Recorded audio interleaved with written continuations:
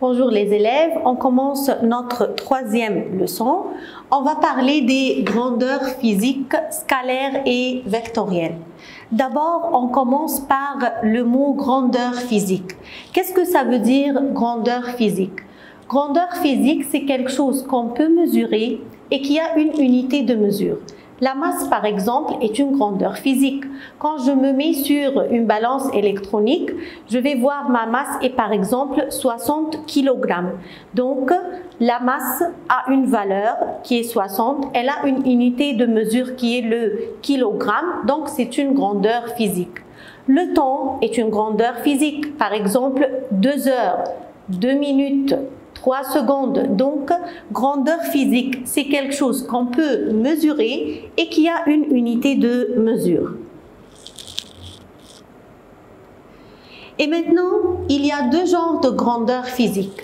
Grandeur physique scalaire.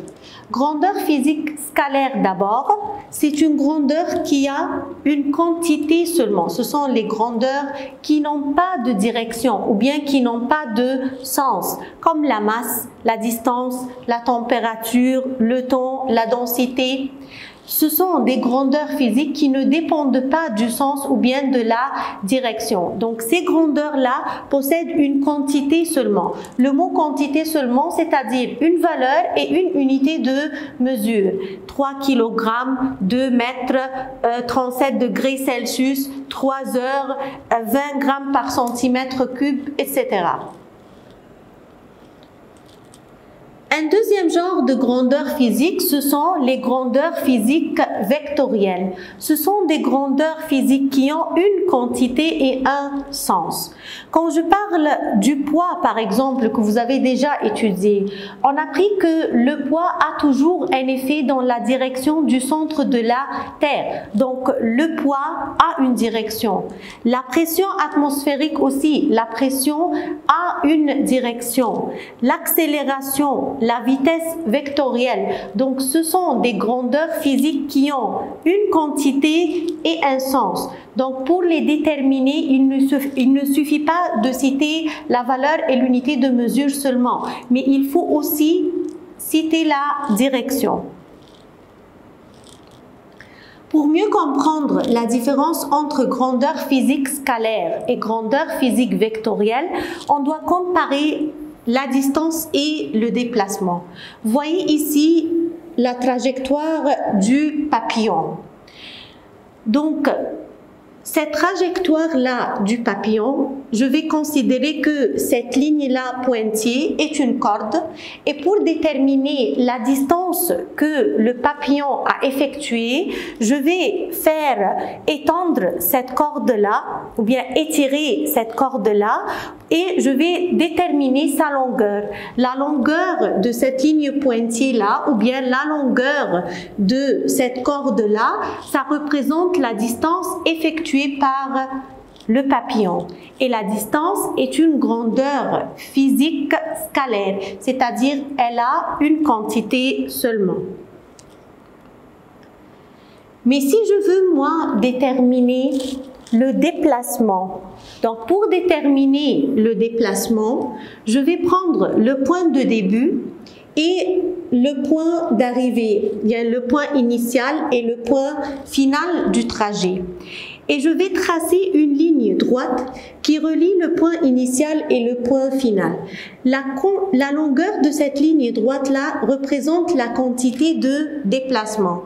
Donc, si je veux dire le déplacement ici sera 7 mètres et avec un angle de 30 degrés, par exemple, de la position horizontale. Ou bien je peux dire 7 mètres vers l'est ou bien 7 mètres, par exemple, vers le sud.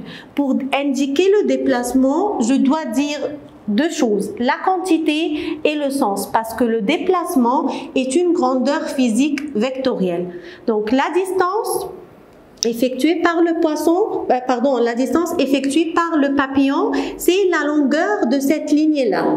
C'est la longueur de cette corde-là.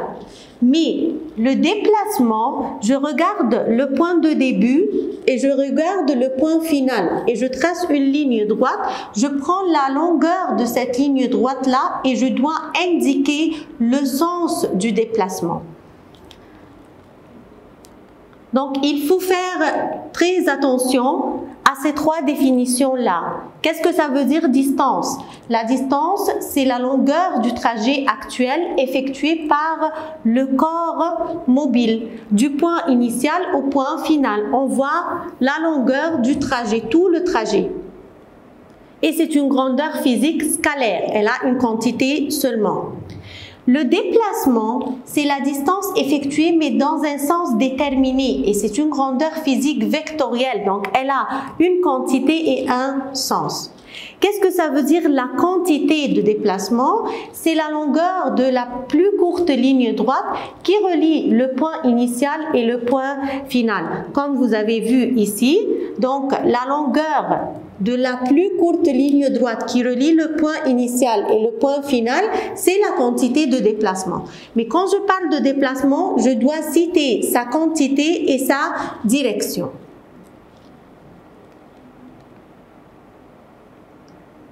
Et maintenant, prenons cet exemple-là. Un élève quitte sa maison à pied pour se rendre à l'école. Il marche selon la trajectoire illustrée ci-dessous. Voilà de la maison. Il a effectué ici 4 mètres et puis 4 km et puis 2 km. Donc on a 4 km vers l'est et puis 2 km ici vers le nord. Comment je calcule la distance parcourue et le déplacement? On a dit que la distance, c'est la longueur du trajet actuel effectué par le corps mobile.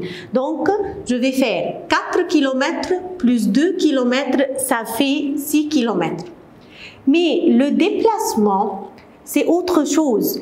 Le déplacement, c'est la distance effectuée dans un sens déterminé. Donc, c'est la longueur de la plus courte ligne droite qui relie le point initial et le point final. Moi, je vais tracer alors cette ligne droite-là. Comme vous voyez, ça c'est un triangle rectangle maintenant. Donc, par Pythagore, je peux calculer la longueur ici qui représente la quantité de déplacement. Je vais faire racine carrée de 4 au carré plus 2 au carré. C'est racine de 16 plus 4. Donc, je peux trouver ici cette longueur-là qui est égale à 4,47 km vers l'est ou bien vers le nord-est.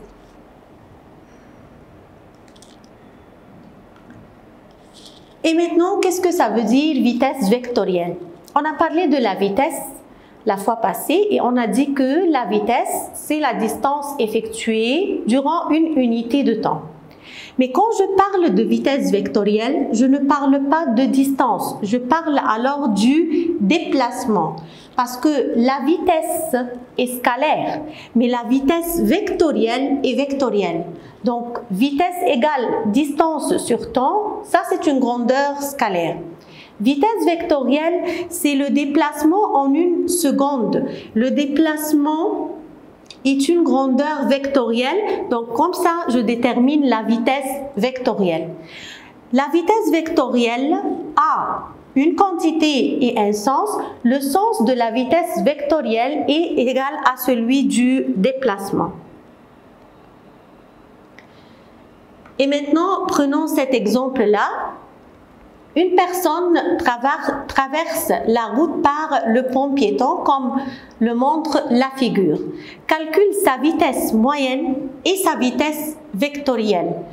Et bien sûr, j'ai le temps ici, 2 minutes. Donc voilà, j'ai cette personne-là qui va effectuer cette distance-là. Si je veux calculer la vitesse moyenne, je vais faire distance totale sur temps total. Donc, je dois trouver d'abord la distance. La distance, c'est la longueur du trajet actuel effectué par le corps mobile. Donc, 4 plus 26 plus 4, ça fait 34 mètres. Ça, c'est la distance. Bon, mais le déplacement, je vais voir la longueur de la plus courte ligne droite du point initial au point final, qui est ici, comme le montre la figure, 30 mètres. Donc le déplacement, c'est 30 mètres vers l'est. N'oubliez pas toujours de déterminer la direction. Et maintenant, je peux calculer la vitesse moyenne, distance totale sur temps total. Donc 34 divisé par 120, ça fait 0,28 mètres par seconde. C'est quoi ces 120? On m'a dit ici que le temps est 2 minutes. Et moi, j'ai l'unité de mesure de la vitesse que je veux utiliser, mètres par seconde. Donc, je dois faire 2 fois 60 pour avoir le temps en secondes. 2 minutes, ça fait 120 secondes. Et ça, c'est la vitesse moyenne. La distance qu'on a calculée 34 divisé par le temps. Et maintenant, la vitesse vectorielle, c'est le déplacement divisé par le temps. Ici, on a le déplacement 30 mètres divisé par le temps total qui est toujours 2 minutes, c'est-à-dire 120 secondes. Ça fait 0,25 mètres par seconde vers l'est. Merci beaucoup.